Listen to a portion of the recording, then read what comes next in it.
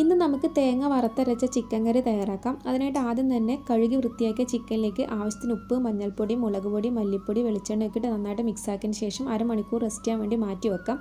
ഇനി ഒരു ചൂടായ പാനിലേക്ക് തേങ്ങ, ഉള്ളി, വെളുത്തുള്ളി, കറിവേപ്പില, വെളിച്ചെണ്ണ ഒക്കെ ഇട്ട് മിക്സാക്കി തേങ്ങ ഒന്ന് വറുത്തെടുക്കാം. തേങ്ങ ഒരു ബ്രൗൺ കളറായി വരുന്ന സമയത്ത് നമുക്ക് ഫ്ലെയിം ഓഫ് ചെയ്ത് കൊടുക്കാം. എന്നിട്ട് ചെറിയ ജീരകം ചേർത്ത് ഒന്ന് മിക്സാക്കിയതിന് ശേഷം ചൂടാറി വന്നിട്ട് മിക്സിയുടെ ജാറിലേക്ക് ഇട്ടിട്ടൊന്ന് പേസ്റ്റ് ആക്കിയിട്ടൊന്ന് അരച്ചെടുക്കാം.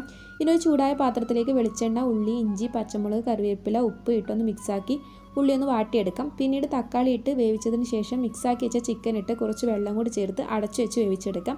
ഇടയ്ക്ക് തുറന്ന് കുരുമുളക് പൊടി, മല്ലിപ്പൊടി, നാരങ്ങനീര് ചേർത്ത് വീണ്ടും ഒന്ന് അടച്ചു വെച്ച് കൊടുക്കാം. ചിക്കൻ വെന്ത് വന്നതിന് ശേഷം അരച്ച് വെച്ച തേങ്ങയുടെ മിക്സ് ചേർത്ത് ഒന്ന് തിളപ്പിച്ചെടുക്കാം. ഒരു 5 മിനിറ്റ് ഇങ്ങനെ തിളപ്പിച്ചെടുത്താൽ നമുക്ക് ഫ്ലെയിം ഓഫ് ചെയ്ത് കൊടുക്കാം. ഇനി ഒരു പാനിലേക്ക് കുറച്ച് വെളിച്ചെണ്ണ, ഉള്ളി ഒരു ബ്രൗൺ കളറായി വരുന്ന സമയത്ത് നമുക്ക് ചിക്കൻ കറിയിലേക്ക് ഒഴിച്ചു കൊടുക്കാം. എന്നിട്ടൊന്ന് മിക്സാക്കി എടുത്താൽ നമ്മുടെ ടേസ്റ്റി ആയിട്ടുള്ള ചിക്കൻ കറി ഇവിടെ റെഡി ആയിട്ടുണ്ട്.